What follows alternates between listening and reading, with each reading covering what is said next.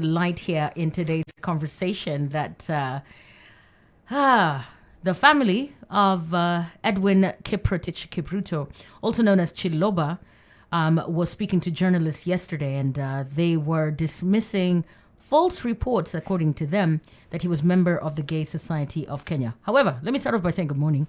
I hope you guys are keeping well. We're going to be touching on this. And of course, this story is by Titus Ominde and Annabelle Obala. My name is Monique. My name is David Oyuke. And it is a beautiful morning of great conversations and great music. Just a polite reminder that if you do not vote by 10 a.m., do not complain that your team did not win. We've got Team Original versus Team Remix. And the remix features great reggae artists, including Prodigy and Chronix. And the song is Underdog. The original is just sublime. Something about the remix that's also kind of amazing, but I don't know. We don't want to influence your vote. Get on the timeline and get a feel of it yourself. We will be giving you a replay in this hour so that you can make your decision. If you're undecided, well, let me tell you this about the application. It allows you one vote, one time. Yeah. You click on it with your eyes closed, you will vote on the wrong thing and you can't turn back. So make sure you take your time and cast your vote before 10 a.m. We'll be announcing the winner. 963 in Nairobi. And David, yes, I don't even know you. I don't even know you. Nimekutisha kidogo. I don't know you like I used to. Let me tell you, it's really sad that we all have one way to get out of here. Yeah. And whenever this happens and people have to pen down this one document that they spend money to print on and make sure that they tell the world who you were, flowery things are said. Kind things are said. In fact, if you could come back to life and read the things that are said about you, you'd be like, you'd what? Smile. They felt this way about me? Some of it is perception. Some of it is make-believe. Some of it is what we hope people to be. And looking at Edwin Chiloba'S life and now his family coming forward, they are now calling him a dedicated Christian, a pastor, in fact. They're perturbed by what they're hearing on social media about who he was. His true identity is in question because now people that we call family are supposed to be the closest to us. Yeah.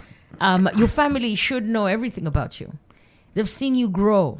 They've seen you before you make it, quote unquote. Yeah. As you climb the social ladder, they still see you as, a family member. That person that they grew up with. We're looking at one of the family members, Godan Shetanui. She says, we're perturbed by hearing what has been said about Edwin. He was a servant of God, but it has been said on social media that he was involved in ungodly practices. And of course, they described the deceased as a pastor who had been a dedicated Christian since secondary school. And of course, a lot has been said since then in reactions on social media. Again, back to the same place where they were like, look, this is not it. Yeah. Has been seeing a lot of people who felt they knew him more. People in the fashion industry, people in the Kenyan entertainment industry. And of course, they are looking to find some closure, and they have confidence that the DCI will do thorough investigations to expose his killers. Pictured here in the Daily Nation page 2, the suspects, including Jack Tone Odhiambo, who some people say knew him better than most, among others, are accused of killing him. And of course, details are in your paper. It is a very difficult one, very emotional. Yes, it is. And of course, the Kenyans on social media decided to, speak on it and have their say. You cannot stop social media.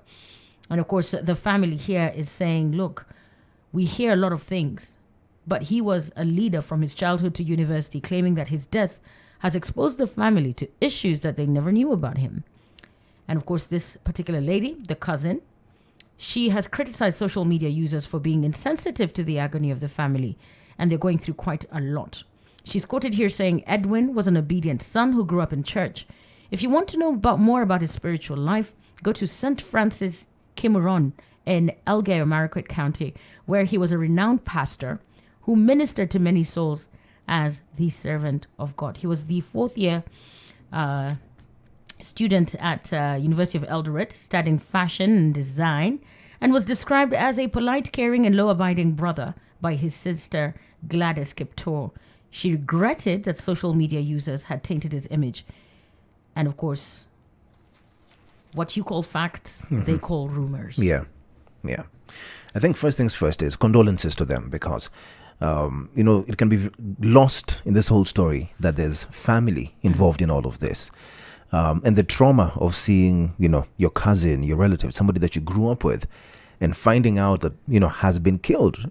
Everybody wishes that we would die an old natural death, gray hair and everything. Nobody ever wants to see these things.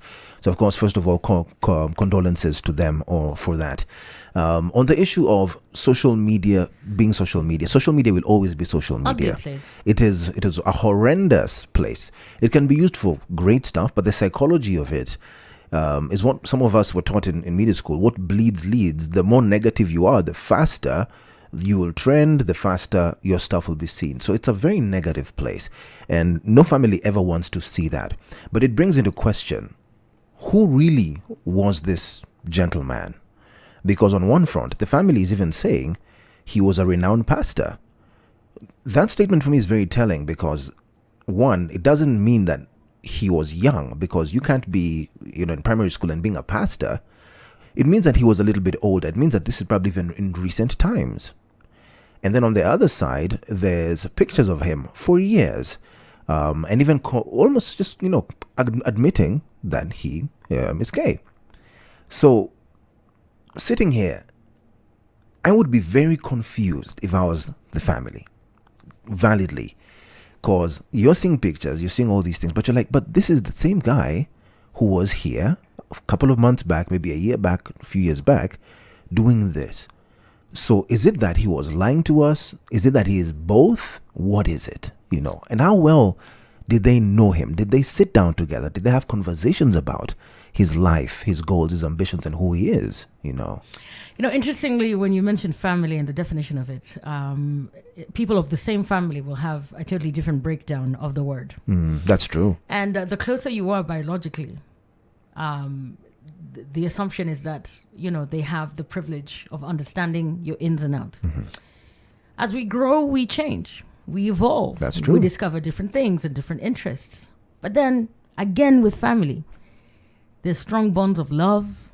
And with love, people have an idea of what they would like you to be. Why? To bring the family pride, to be associated still, not just by bonds of blood, but also just by the success of this person is attached to mine. Yeah. What you become, when you shine, I shine. Yeah. And that's the general, minus the drama and the dysfunctions of what people like to call family today. So in my thinking, with that kind of love and with that kind of definition of what success would be or what pride would be for the family, and we're sticking with that word, there's denial in what people become and they grow.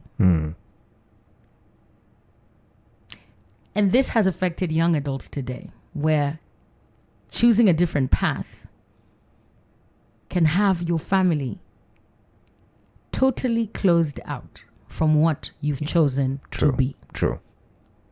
And this is why, as I said earlier, when they're writing beautiful, flowery things about you when you're gone, they'll say what they would want to say. You are never going to write that. Yeah. You're never going to say, please, these are the things I want out there. The denial could be they knew exactly who he was. But this is not something that they want to say. You can see it. You know it. Everyone is talking about it. But the denial, founded on this so-called love of family and pride and association, that's our person who's a thief. That's a person who's not a graduate. It's harder to say than, no. My son's doing great. My daughter, she's thriving. Which family member will come up here on a national platform being interviewed by journalists and say, look, this is exactly who my son was? Or, I hardly knew my family at all. Oh, especially that last one. The best thing to say as family, especially when you're being investigated or you have to make a statement on on behalf of the family. I've seen the cousin and the sister, she's been put on the spotlight. You have to say the things that family is expected to say. That puts a spin on things if you don't say the right words. Yeah. Go through all of these that they write, they put up on social media, talking about the life and times of so and so. It's consistent in a certain way. The pattern is the floweriest of things, the things you wish that person was.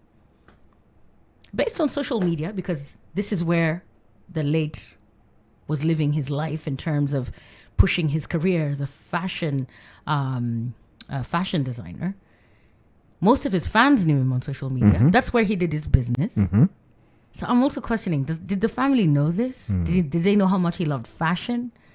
How much he networked on social media? The same social media. Yeah. To sum too quickly. Sometimes your family doesn't know you at all. They know what they wish you were, and they know what they remember you were. Let me tell you, Monique, the last thing you've said, for some people, they will consistently see you as that little boy or little girl that could make no mistake, do nothing wrong, always reign to them as mommy, daddy, uncle, auntie. As you grow, they keep that image in their head because they know the reality of life is that you will grow, you will make mistakes in their eyes, you will do things that are not acceptable to them. And so as a fail-safe, so how they view you, you'll always be that little child in their head. And I strongly believe that's also a little bit of this image, because they're saying if you want to know him, go back to the village, etc. Clearly, they did not see pictures of him, like you're saying. They had a version of who they knew this guy as. And he probably was comfortable with, that's the amount of information they'll know about me. So when I come back to the village as a renowned pastor, they'll still see me as Toto Amekuja Anaubiri. But they would never have seen what I have grown to become. I think what the public is now reacting to is the contrast in the identity of Edwin Chiloba.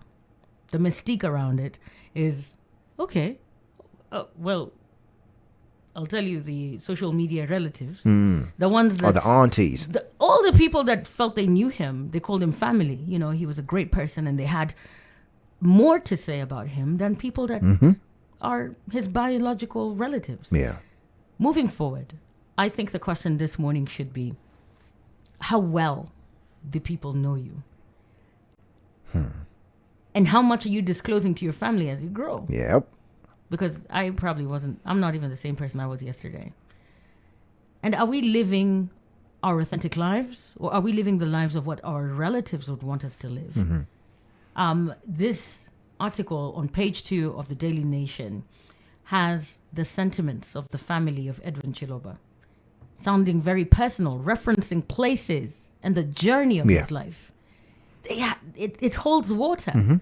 Could it also be that he had two identities, if not two three? Lives. Yeah. Very complicated person, loved by so many people based on what we've seen. And the uproar in social media drew attention to many other things. Of course, we had a lot of misinformation at the start. But it got me thinking, how can they get it so wrong? And why are they so confident to say it this way? Could they be right? Could also the other people that call him something else with a totally different identity claim that is truly who he was? Could he have been both? How much do people know about you? As much as you want them to know? Are they making ideas of who you are? Yeah. Or do they know nothing at all? Get on our poll question. It's very simple. Like moment, and of course, prayers up to the family of Edwin Chiloba. Everyone who loved him, worked with him, interacted with him. We want you to plug in on this one. And of course, a lot can be distorted along the way.